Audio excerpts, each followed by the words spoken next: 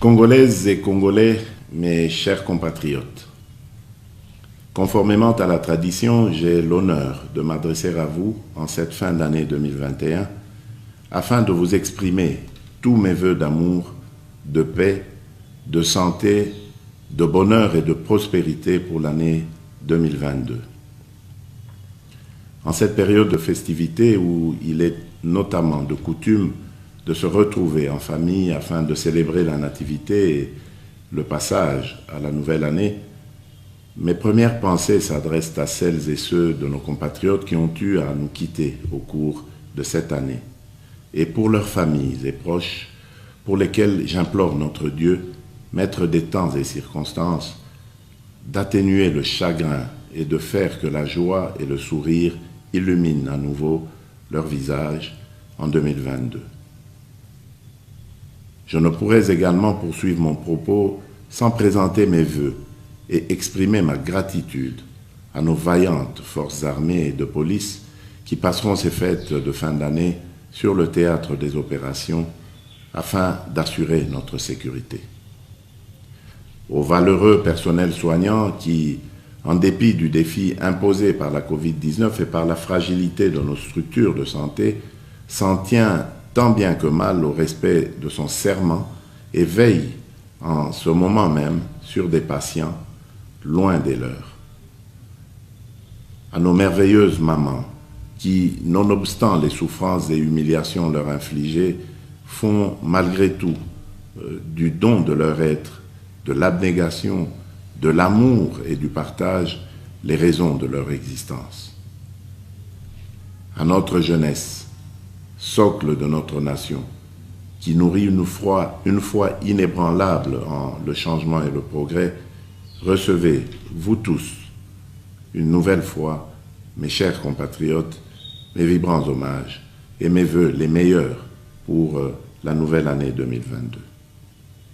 Mes très chers compatriotes,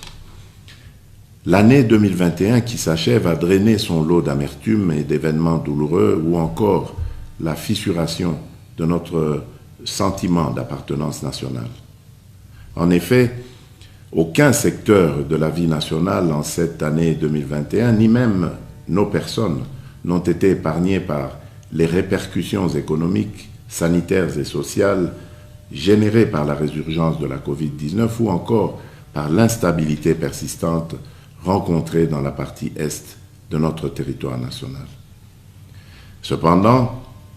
l'année 2021 a également été celle de la renaissance sur le plan diplomatique d'une République démocratique du Congo de nouveau ouverte au monde extérieur et qui a porté haut l'étendard de l'Afrique dans tous les forats internationaux. Outre la reprise de partenariats avec des institutions telles que le Fonds monétaire international, cette année 2021 a vu notre pays jouer un rôle prépondérant dans la résolution des conflits sur le continent africain, mais également se porter volontaire comme pays solution à la problématique du réchauffement climatique. L'année 2021 est également cette année où des promesses autrefois lointaines ont fini par se muer en actes formels d'engagement, comme ce fut le cas récemment par la conclusion des accords entre notre pays et la multinationale Dubai Port World pour la construction du port en eau profonde de Banana qui nous sortira de la quasi-situation d'enclavement maritime dans laquelle nous nous trouvons. Je pense également au partenariat gagnant-gagnant conclu avec les Émirats arabes unis et d'autres pays, toujours dans cet objectif de lancer une fois pour toutes notre pays sur la voie du développement au moyen d'une utilisation rationnelle et efficiente de ses potentialités tant vantées. Cette liste n'étant point exhaustive, j'aimerais que 2022 soit une année où les divergences et contradictions nous transcendant ne contribuent plus à la construction de murs entre nous, mais plutôt à celle de ponts où tous ensemble nous contribuerons à l'œuvre salutaire de refondation de ce bel édifice qu'est la République démocratique du Congo, notre beau pays. Mes chers compatriotes, Bandeko Babolingo, Pampangi ya Luzolo, Bana betu basuibwe, Wandugu wapenzi. J'aimerais par ces vœux vous réitérer l'engagement que j'ai pris devant l'Assemblée nationale et le Sénat réunis en congrès, qui est d'œuvrer dans le sens de rendre à la République démocratique du Congo ses lettres de noblesse et d'en faire un pays plus fort et plus beau qu'avant. Toutefois, je ne pourrais le faire seul. C'est uniquement par la conjugaison de nos efforts à tous, mes chers compatriotes,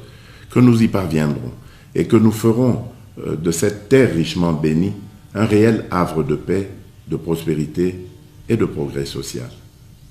À cet égard, je nous exhorterai d'abandonner à 2021 son lot de peines et de n'emporter avec nous en 2022 que les souvenirs heureux de résilience et d'abnégation qui l'ont marqué, de même que de pérenniser ce bel élan de foi en le renouveau qui nous rapprochera un peu plus de notre but commun à tous, qui est de relever cette nation longtemps martyre. Mes très chers compatriotes, l'espoir que représente 2022 ne doit pas pour autant nous en faire oublier les défis importants qui nous attendent et pour lesquels j'en appelle à notre vigilance à tous. En effet,